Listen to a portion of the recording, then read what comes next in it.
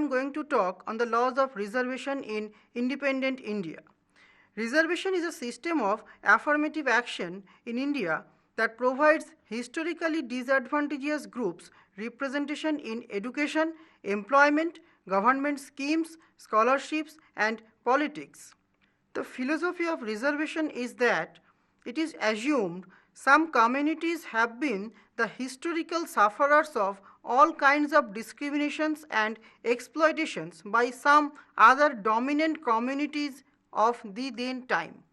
Even if all the classes and communities are given formal equal opportunities and rights, they cannot materialize that, and we cannot have an egalitarian society. So what is the answer? The answer lies in the principle of reservation.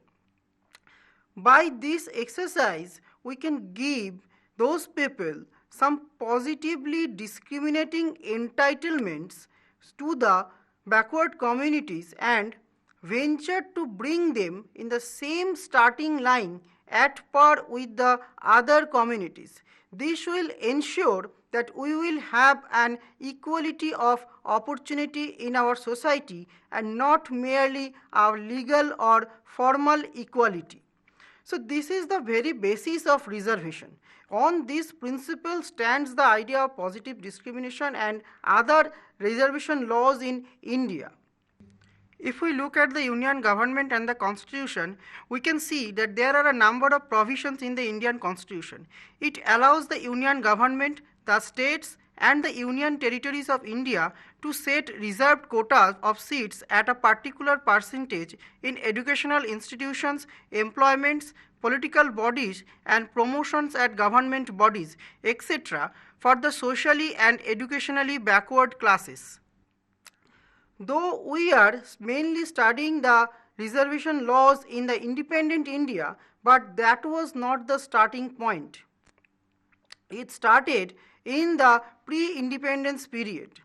But what was the reason of doing or applying those principles of reservation in the Indian society? What was the rationale that worked behind the working of reservation policies in India?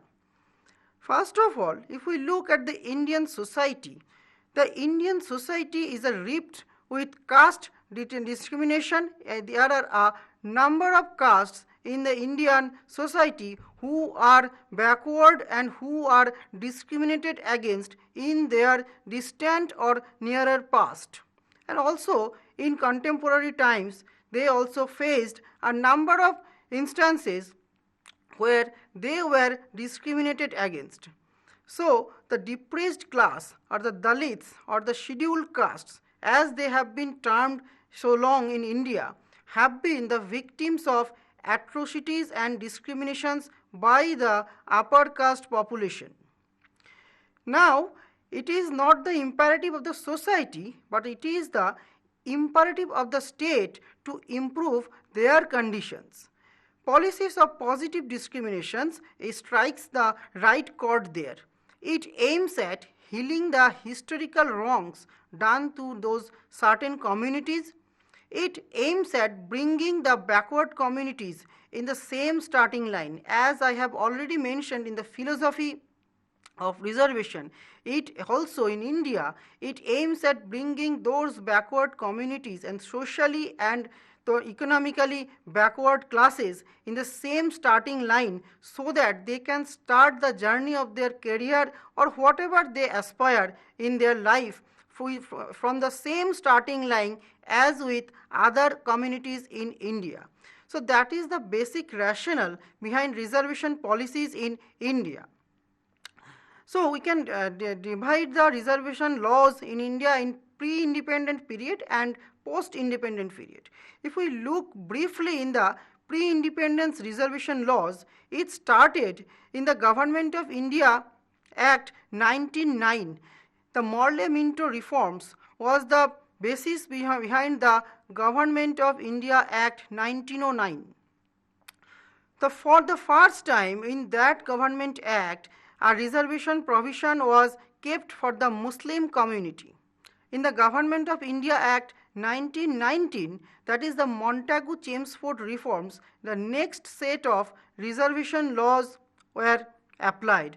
This time the depressed class, the term depressed class was used for the first time for the representation of the Dalit community or the backward communities in India or the outcasts. Those people who were at the lowest rung of the social order were represented in the Central Legislative Assembly by the reservation of depressed classes. And now after 1919, this next set of reforms was attempted with the advent of Simon Commission in 1927. When Simon Commission came to discuss the reforms activities, to discuss what should be reformed in the Indian constitutions or the further Government of India Acts, there were huge turmoil in India. After the Simon Commission, there were 3 roundtable conferences, and those all of them were almost futile. And finally, in the communal award declared by the British Prime Minister Ramsay MacDonald, there was a provision of reservation of seats for the depressed classes. So this was not a separate electorate for the depressed classes, but there were provisions of reservation of seats for the depressed classes, and that provision was enacted in the Government of India Act 1935. It included provisions for reservation of seats for the socially disadvantageous section of the Indian society. This was the last act that was passed before independence. So before independence, reservation laws, if we look at them, this is the ending point of reservation laws before independence. So the question that comes in our mind after this section is, when was for the first time reservation was provided by the British authorities for the depressed classes in India?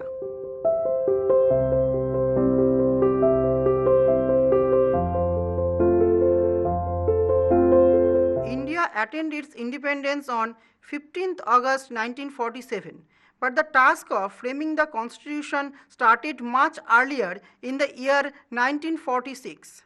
The framers of our constitution were very much aware of the discriminative social order and the exploitation faced by the lower caste communities by the upper caste communities in India.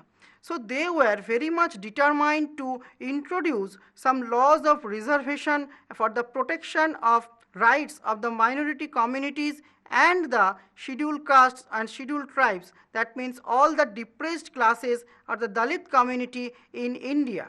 So according to the Constitution of India that was introduced on 1950, several provisions for reservation were added for the reservation of seats in government services, educational institutions and legislatures. Originally, the extent of reservation was only confined within the legislative area. That means reservation was only provided for representation in legislative bodies. But further, with the course of the passage of our nation building exercise, the Constitution of India was amended a number of times, and a large number of amendments resulted in newer laws of reservation for the depressed classes in India. Reservation was initially started for the first 10 years of the Indian Republic, but this provision is being extended by constitutional amendments since then. Now we look into the constitutional provisions for the reservation in the government services, in the legislative assemblies and other forms of representation in Indian polity. The first clause or the first article that comes to our mind is that Article 15. There is a clause 4 in the Article 15. It talks of special provisions for the advancement of backward classes. It arranges some special provisions for the advancement of backward classes, and it was not originally in the Constitution, but there was a landmark judgment of Supreme Court where the state of Madras versus Champakam Doraiyan case Madras government reserved places in state medical and engineering institutions on the basis of religion, caste and race. Supreme Court of India held this system as unconstitutional and as it provided for discrimination on the basis of religion and not on the basis of merit. But in the context of this landmark Supreme Court judgment, an amendment was inserted in our constitution in the form of 15(4), article number 15 and clause number 4 to do something for the socially and educationally disadvantaged persons or the scheduled castes and tribes. So this law or this constitutional provision empowers the state to do something positively for the scheduled castes and scheduled tribes or the backward persons in the social and educationally backward fields. The next clause that comes to our mind is the clause 5 of the article 15. It provides for reservation of backward classes in the private educational institutions. This is a very important concept because according to our constitution, the reservation laws of reservation were primarily meant for public institutions that are the institutions that were managed by the government. But according to this clause of article 15, reservation was also extended to private educational institutions. This clause 5 was inserted in the article 15 of the Constitution by 93rd Constitutional Amendment Act of 2005, and this Amendment Act finally came into force in the year of 2006. Why it is so important? What does this article says? It says that nothing in the article number 15, clause number 5 and article number 19, clause number 1G of Indian Constitution shall prevent the state from making any provision for the improvement of socially and economically backward classes such as scheduled castes, scheduled tribes and OBCs related to the admission in the private educational institutions, whether state aided or not, other than minority educational institutions referred in the clause 1 of article 30. This amendment overturns 3 Supreme Court decisions in the cases of T.M. Pai Foundation versus State of Karnataka, secondly, Islamic Academy versus the State of Karnataka, and thirdly, P.A. Inamdar versus the State of Maharashtra. The court held in T.M. Pai and P.A. Imandar's case that the state cannot reserve seats in privately owned and operated schools, but this Constitutional Amendment Act overturned these judicial submissions and it enacted and empowered the state for making constitutional provisions of reservation in the field of private educational institutions too.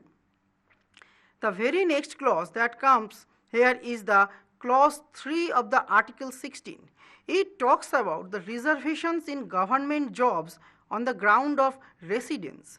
Article 16 and point 3, that means clause 3 of article 16 of the Indian Constitution, is an exception of clause 2 of the article of the same article, which prohibits discrimination in government jobs based on residence. However, there may be good reasons for reserving certain government posts on the ground of residence.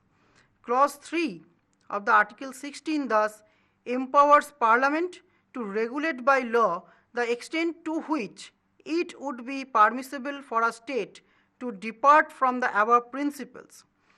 And according to this clause 3 of Article 16, public employment in the within brackets requirements as to Residence Act of 1957 was also passed. This act provides that no one will be disqualified on the ground that he or she does not belong to the particular state. But there is a corollary. This act provides exceptions in the states of Himachal Pradesh, Telangana, Manipur and Tripura for a period of 5 years because of backwardness of these areas. Now the next clause that comes to our mind is the clause 4 of Article 16 that talks of reservation of backward classes in public employment. The Article 16 empowers the state to make any provisions for the backward class citizens who are inadequately not represented in the services under state, and those people are eligible to get the benefits of reservation in state services. Next, the clause that comes is clause 4A of the Article 16. It talks of reservation for backward classes in public employment too. It is the third exception of Article 16.1 and Article 16.2. It was inserted in the Constitution by 77th Amendment Act of 1995. Article 16 4A, it empowers the state to make any provisions for the backward class citizens such as scheduled castes, scheduled tribes and OBCs who are adequately not represented in the services under the state, and this law is applicable in case of promotions too. The significant difference from other articles is that it specifically mentions the name of scheduled castes, scheduled tribes and OBCs, while the original constitution and other earlier amendments did not mention of these kind of specifications. So the question that comes to now is the when did 93rd Constitutional Amendment Act come to force?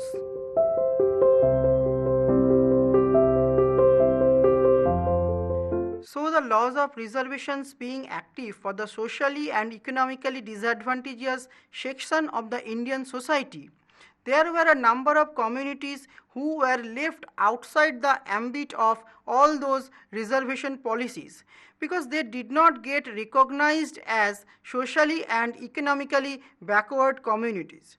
So there was a political movement in the 1980s in the Indian society regarding the recognition of certain communities and classes as backward communities, that means socially and economically disadvantageous communities. These political movements in the 1980s actually compelled the government to form a socially and educationally backward classes commission under the leadership of B.P. Mandal. This commission was established in the year 1979 with a mandate to identify the socially or educationally backward classes of India. This commission worked out certain formula of identifying certain socially and educationally backward communities of India and accordingly identified and recognized a number of communities of India. This commission reported that 52% of the country's total population was comprised of OBCs or other backward communities. Initially, the commission argued that the percentage of reservations in government services should match this percentage. But there was a problem in enacting this recommendation, because there was a Supreme Court ruling in M.R. Balaji versus the state of Mysore case in the year 1963, which had laid down a limit of 50% on the reservation provisions. It means that the amount of reservation provided to the socially or economically backward classes cannot exceed the limit of 50%.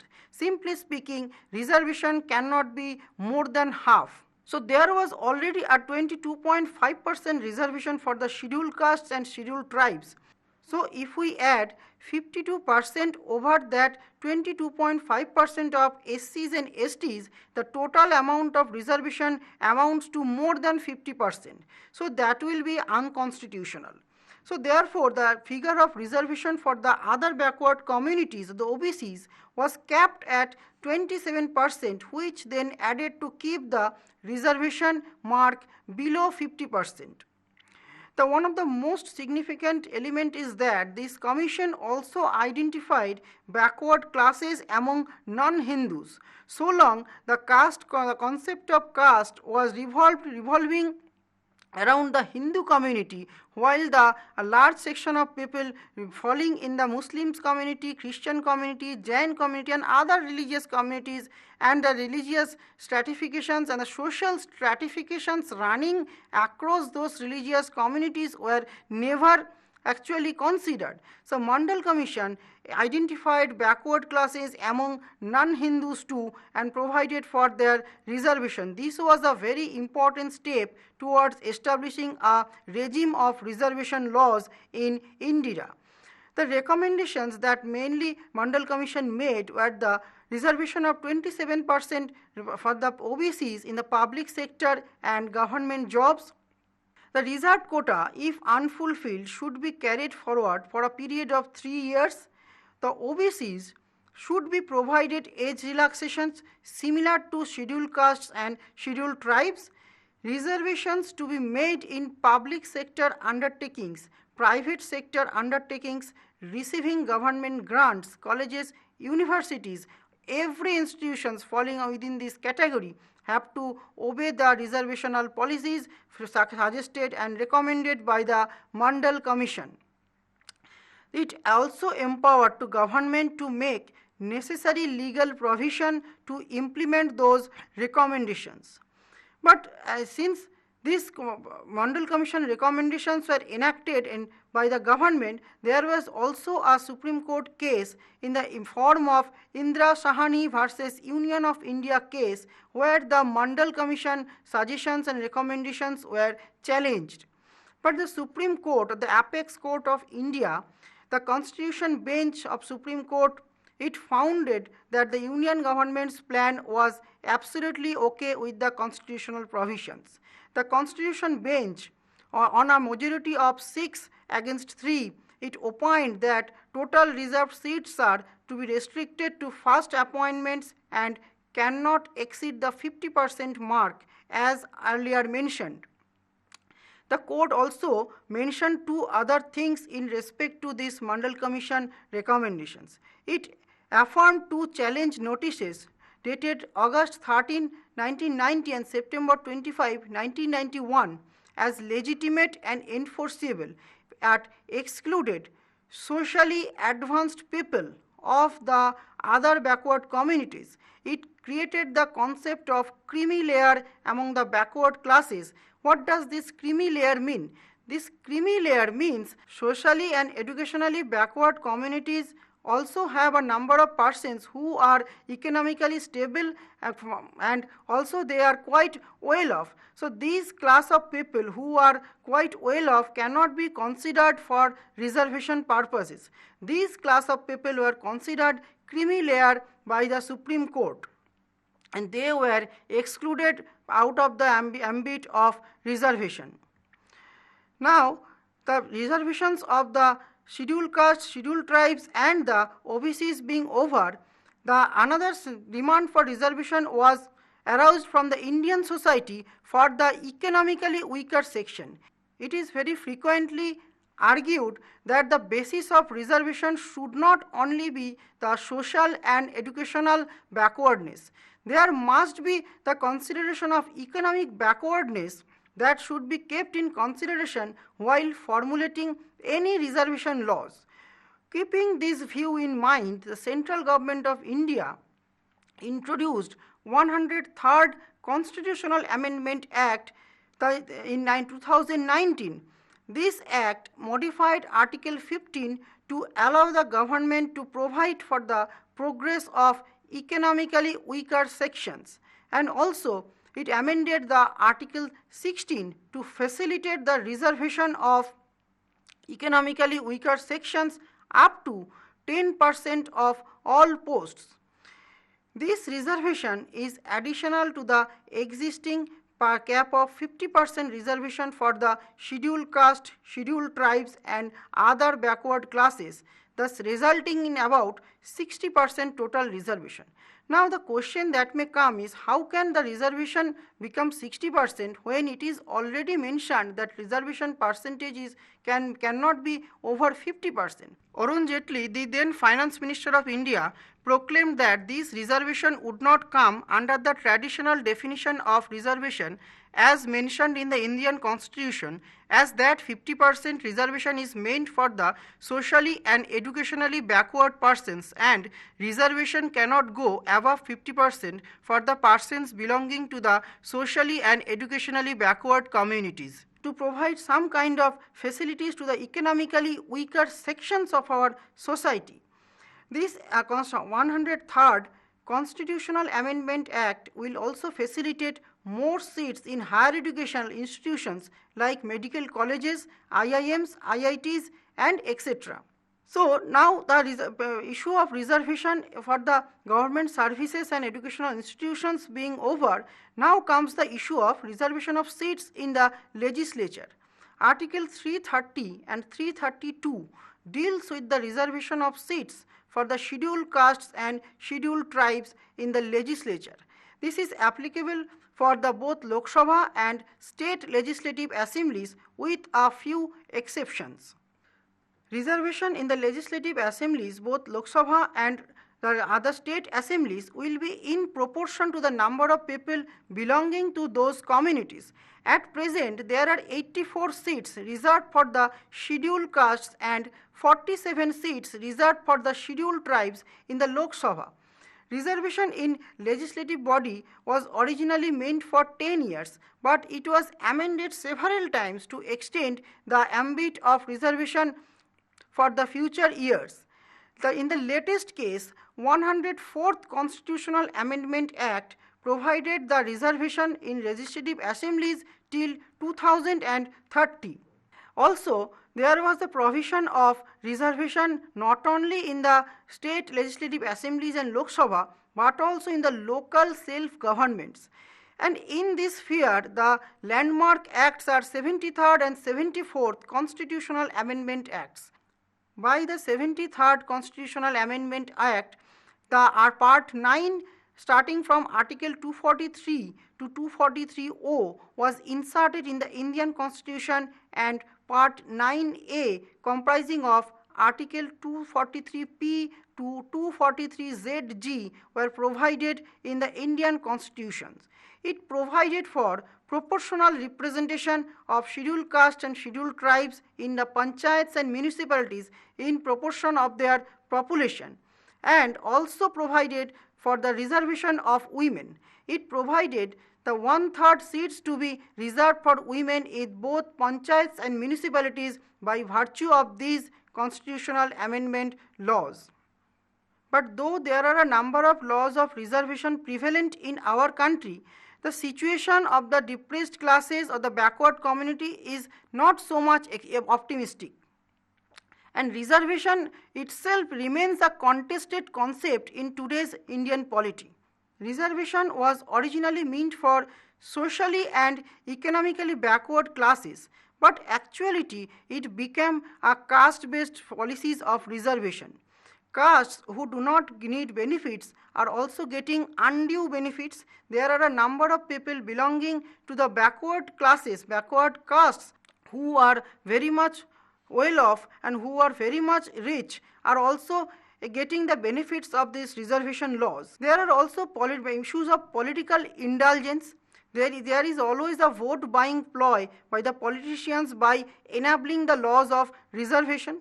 There are faulty reservation standards, and the most important thing is that the laws of reservation has become quite hierarchical in nature. Suppose person who belongs to the backward classes and who is a first generation learner, he or she gets the benefits of reservation, but whenever he or she gets the benefits of reservation, he is being uplifted to a higher level in the society. He is getting to a economically higher level, but his children are also getting the benefits of reservation. This is a very much faulty standard of reservation that is actually leaking the benefits to the persons who actually do not need these facilities.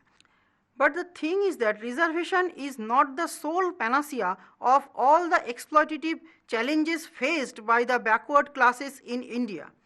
There are many other methods like providing coaching, scholarships, fundings that can provided to the backward classes, but the reservation is not the sole criteria. Reservation cannot be the sole beneficial way to help those people get out of their backward condition, backwardness, and uplift them in a higher society. Now the question that comes in our mind is how many seats are reserved for the scheduled castes and scheduled tribes in the Lok Sabha.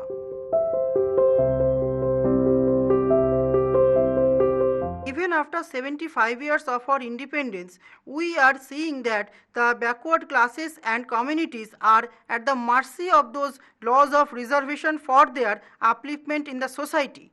But we are optimistic. We can hope that we will rise into a new society and there will be a new India where there will be no inequality, no discrimination, and there will be no concept of backward classes. We hope that these laws of reservations will uplift those classes to a new plane where everybody will have a new right, while everybody will have the same rights and entitlements, and we will have a society free of all sorts of discriminations and inequality. Thank you.